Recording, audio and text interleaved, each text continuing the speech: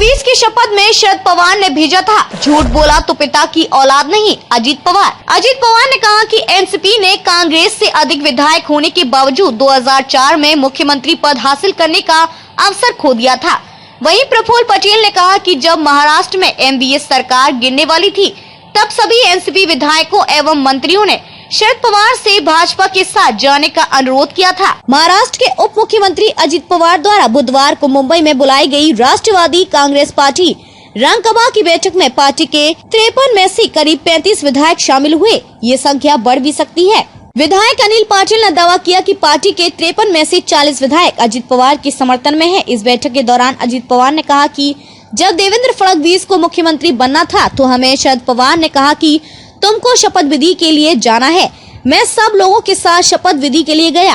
अगर मैंने गलत बोला तो मैं अपने पिता की औलाद नहीं।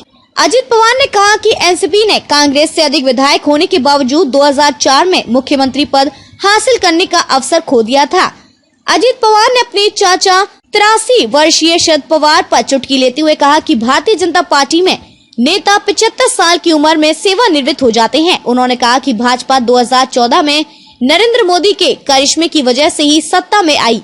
उप मुख्यमंत्री अजित पवार ने कहा कि मैं जन कल्याण के लिए अपनी कुछ योजनाएं लागू करने के वास्ते महाराष्ट्र का मुख्यमंत्री बनना चाहता हूं।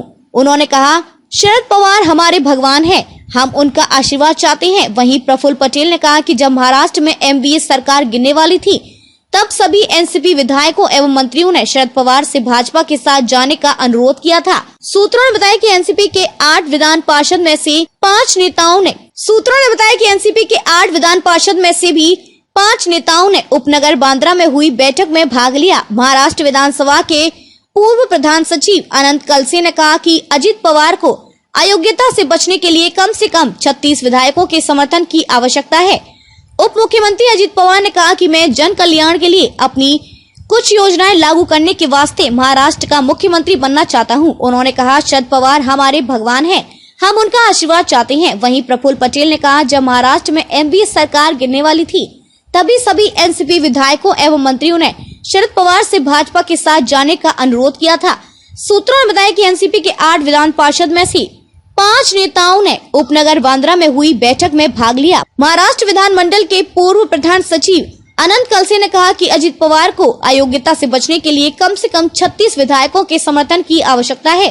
का मला लोकांच्या समोर त्या ठिकाणी विलन केलं जातं कळत नाही?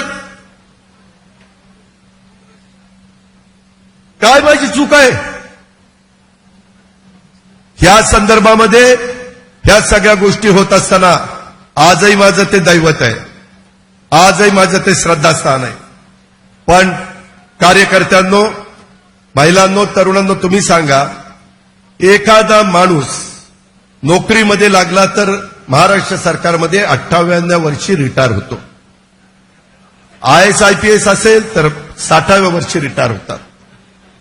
राजकीय जीवनामध्ये असेल तर भाजपमध्ये 75 वर्षांनंतर रिटायर केलं जातं।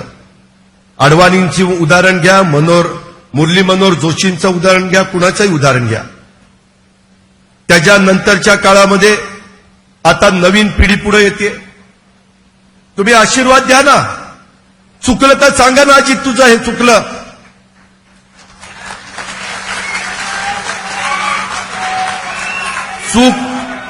चूक मान्य करून दुरुस्त करून पुढे जाऊ।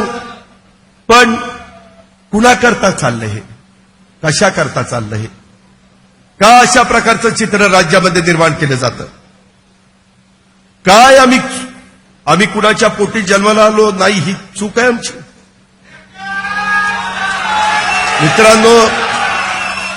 मित्रांनो,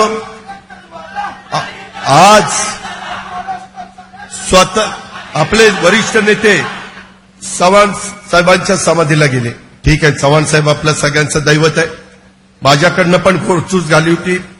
मी एक दिवस सकाळी 7 ते संध्याकाळी 8 पर्यंत तिथं न पाणी पिता न काही करता बसलेलो होतो। मला ते खूप मनाला लागलं होतं।